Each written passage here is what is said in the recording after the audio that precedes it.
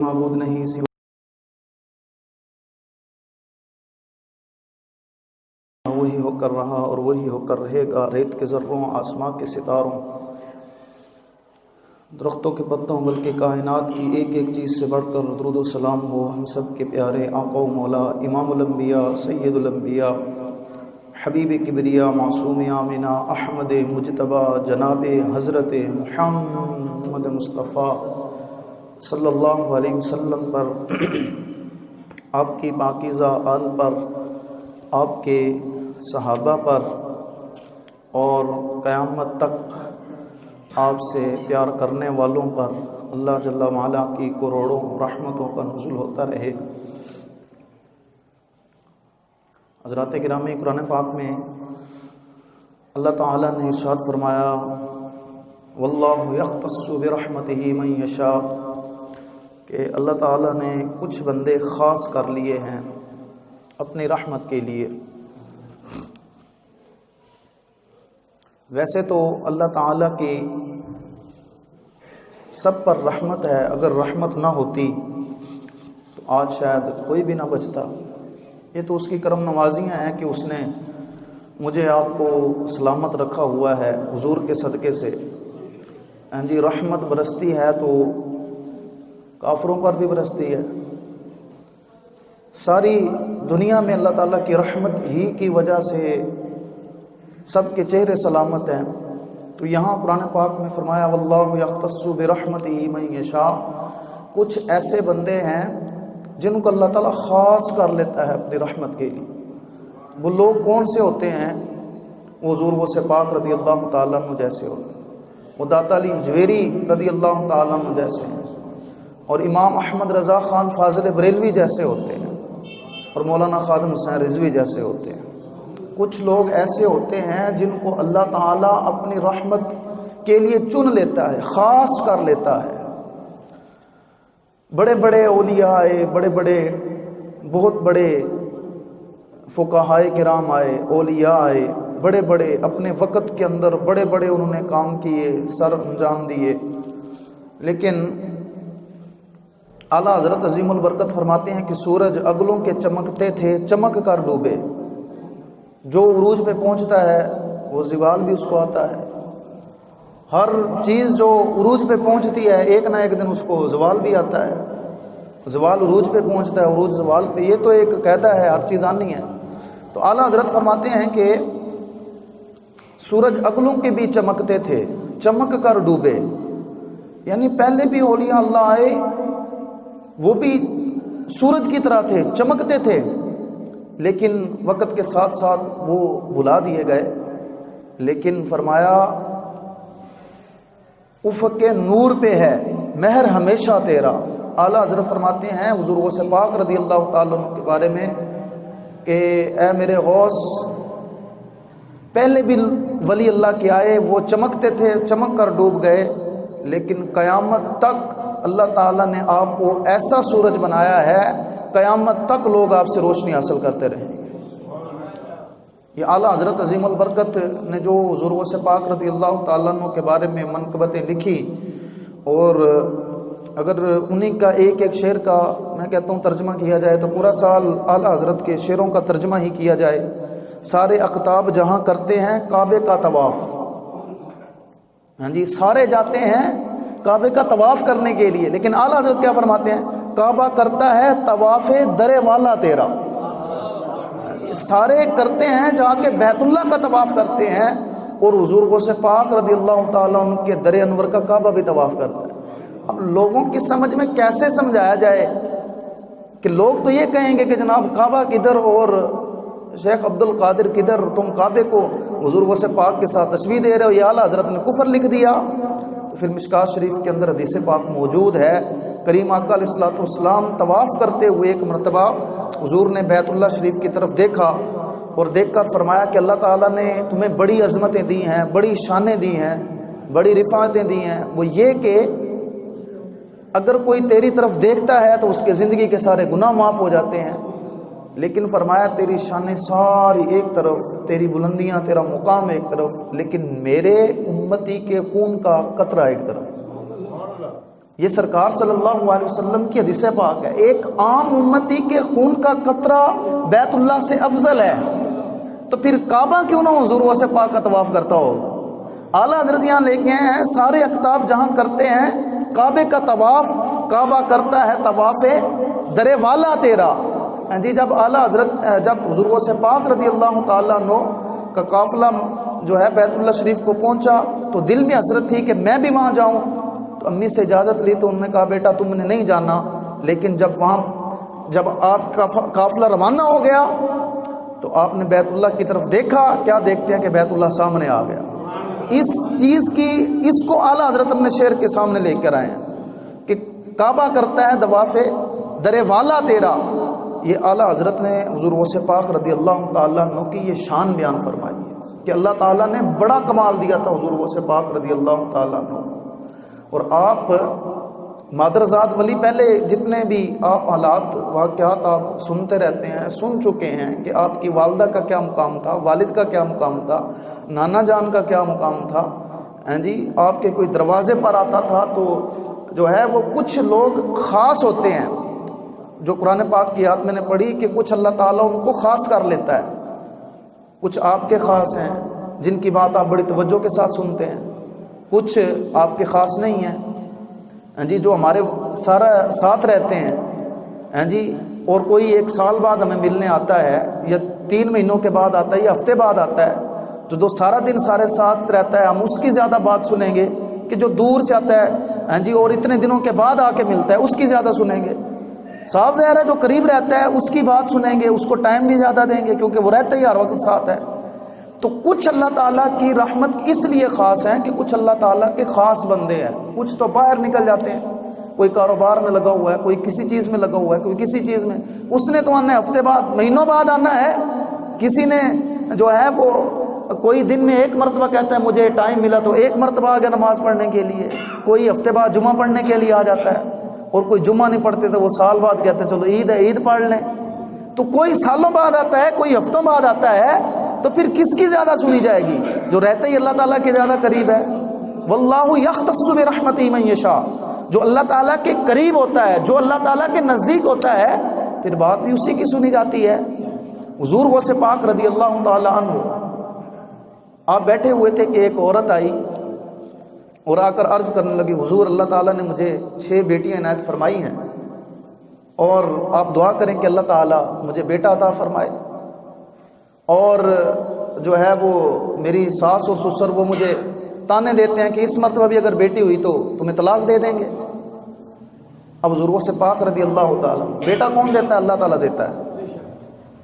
یہ عقیدہ ایمان ہے کہ کائنات کی کوئی ایسی چیز نہیں ہے جو اللہ تعالیٰ نہ دیتا ہو. ہر چیز اللہ تعالیٰ دیتا ہے، ہر چیز. بیٹا بھی اللہ تعالیٰ دیتا ہے، بیٹیاں بھی اللہ تعالیٰ دیتا ہے، رزق بھی اللہ تعالیٰ دیتا ہے، مال و دولت بھی اللہ تعالیٰ دیتا ہے. یہ غلط کہتے ہیں کہ جناب ہم جا کے کسی سے دیتا نہیں ہے، لیکن دیتا کسی کے وسیلے سے ہے، ایسے نہیں دیتا.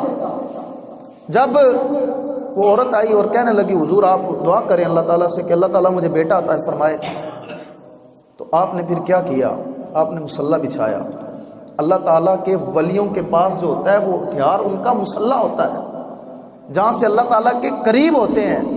جب بندہ نماز کے لیے کھڑا ہوتا ہے تو اللہ تعالیٰ کے قریب ہوتا ہے، لیکن جب وہ رکوع میں جاتا ہے تو اور زیادہ قریب ہو جاتا ہے، لیکن جب وہ سجدے میں جاتا ہے تو پھر بالکل ہی نیڑے ہو جاتا ہے. جی وہ لوگوں کو دکھانا پڑتا ہے جی اوپر ہوں گے تو پھر لوگوں کو پتہ چلے گا جناب فلاں صاحب آئے ہیں، فلاں صاحب آئے ہیں.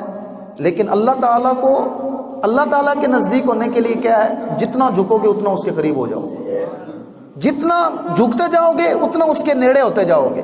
لوگوں کو دکھانا پڑتا ہے، لیکن لوگوں سے مانگو تو لوگ ناراض ہوتے ہیں. جی آج کل تو ویسے بھی مطلب کے بغیر کسی کا فون ویسے بھی نہیں اٹھاتے. کوئی رشتہ دار کا آ جائے تو کہتے ہیں پتہ نہیں پیسے ہی نہ مانگ لے، کوئی غرض ہی نہ ہو. پہلے تو اٹھاتے ہی نہیں ہیں، ڈر ہوتا ہے. اگر کسی سے مانگ بھی لیں تو ناراض ہوتا ہے، کہتا ہے مجھ سے مانگ لیا یار، میرے پہلے اتنے خرچے، اب نہ بھی دوں تو پھر کہے گا مجھے نہیں دیے. لیکن لوگوں سے مانگو تو ناراض ہوتے ہیں لوگ، لیکن اللہ تعالیٰ سے جتنا مانگو اللہ تعالیٰ خوش ہوتا ہے. جی لوگوں سے جو مانگتے ہیں وہ مانگتے پھرتے ہیں، جو اللہ سے مانگتا ہے اس کو اللہ تعالیٰ خوش ہوتا ہے. اور پھر لوگوں سے معافیاں مانگو نا جا کے ہاں جی دروازے کھٹکھٹاؤ معاف کر دو تو وہ معاف نہیں کرتے، ہاں جی دھتکار دیتے ہیں، چلو بھائی آئندہ یہ نہ کرنا غلا نہ کرنا، لیکن قربان جاؤں اس کی رحمتیں آواز دے رہی ہوتی ہیں، آ جا کسی وقت تو آئے گا میرے پاس، جب بھی آئے گا میں تیری توبہ کو قبول کر لوں گا، تیرے گناہوں کو معاف فرما لوں گا۔ اب وہ آئی اور حضور غوث پاک رضی اللہ تعالیٰ عنہ نے مصلی بچھایا، اور دعا کے لفظ کتنے خوبصورت ہیں۔ آپ نے جب مصلی بچھایا اور مصلی بچھا کے دعا کیا کی، کہا یا اللہ اگر تو نے اس کو بیٹا نہیں دینا، اس عورت کو بیٹا نہیں دینا، تو پھر اس کے دل میں بات کیوں ڈالی کہ میرے دروازے پہ بھیج دیا؟ اگر اس کو تو نے بیٹا نہیں عطا کرنا تو اس کے دل میں کیسے یہ بات ڈالی کہ عبد القادر کے پاس چلی جاؤ؟ اگر دل میں تو نے بات ڈالی ہے نا، اگر وہ میرے پاس آ ہی گئی ہے تو اب میں یہ دعا کرتا ہوں کہ یا اللہ اس کو بیٹا بھی عطا فرما دے۔ اب وہ ساس اور سسر بھی آ گئے، انہوں نے کہا جناب ہم اور شادی کریں گے، نکاح کریں گے۔ آپ نے سر پہ ہاتھ پھیرا اور فرمایا بیٹا چلے جاؤ، اگر اللہ تعالیٰ نے 6 بیٹیاں دی ہیں تو عبد القادر کے پاس آ گئی ہو تو پھر جاؤ، اللہ تعالیٰ تمہیں 7 بیٹے بھی عطا فرمائے۔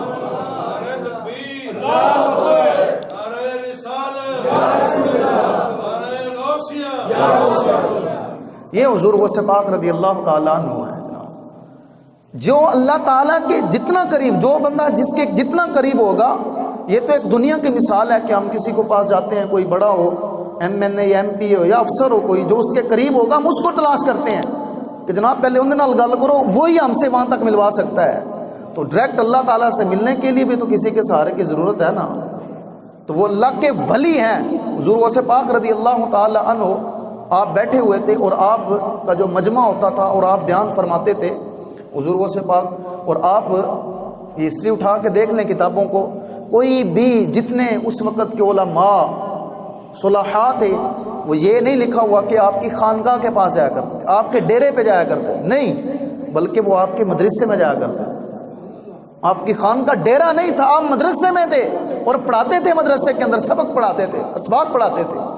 اور جو آج درس نظامی کے بعض علموں کرے فقیری، جی سلطان باؤ کیا فرماتے ہیں، بعض علموں جو کرے فقیری دیوانہ مرے کافر ہوں۔ جی آپ کہتے ہیں کہ جو فقیری تو کرے، کہے کہ میں بڑا فقیر ہوں، علم نہ جانے۔ یاد رکھیں ولی ہونے کے لیے ہر ولی جو ہوتا ہے عالم ضرور ہوتا ہے، ہر عالم ولی نہیں ہوتا، ہر عالم ولی نہیں ہوتا، لیکن ہر ولی عالم ضرور ہوتا ہے۔ جس کو دین کے مسئلوں کا نہ پتا ہو، مسائل کا بھی نہ پتا ہو، وہ کون سا ولی بن سکتا ہے؟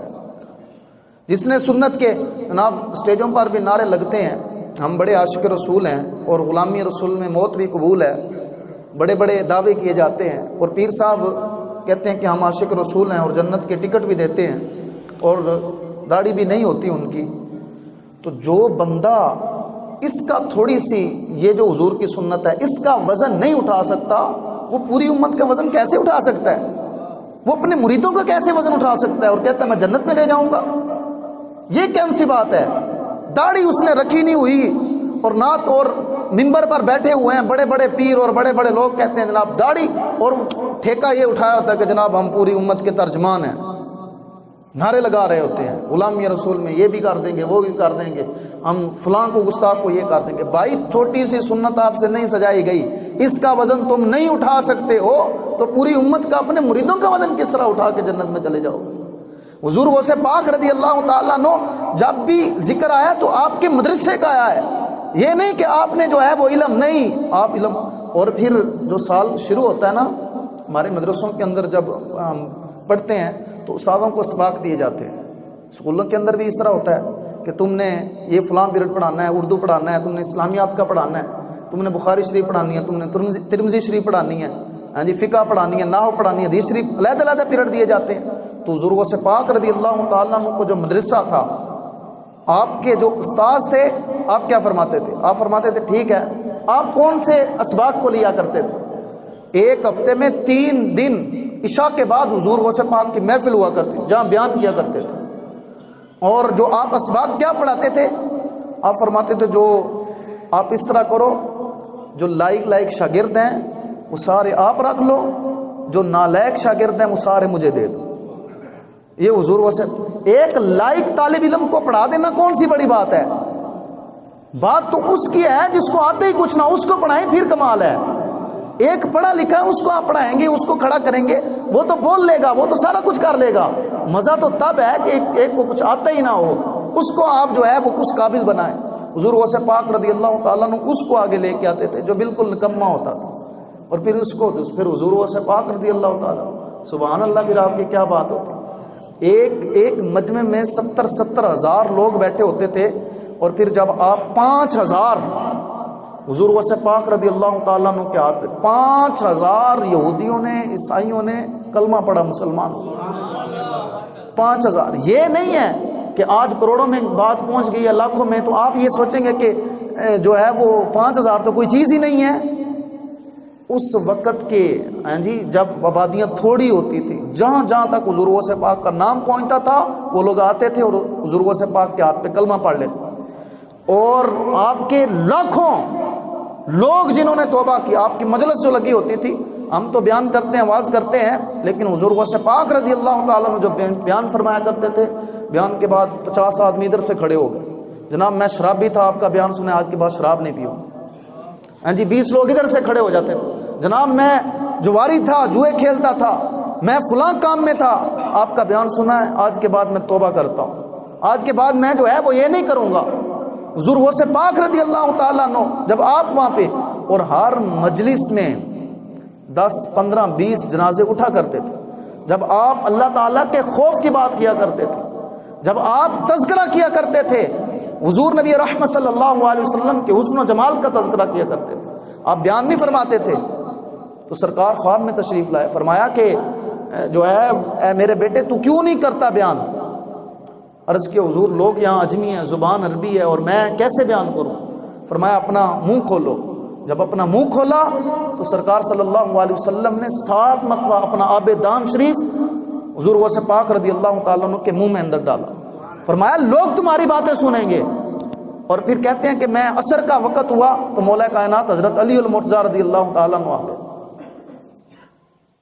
العلم، جی حضور نے کیا فرمایا حضرت علی رضی اللہ تعالیٰ عنہ کہ میں علم کا شہر ہوں اور علی اس کا دروازہ ہے۔ جی یہ ناب صرف یہ حضرت علی رضی اللہ تعالیٰ عنہ سے چلتی آ رہی ہے۔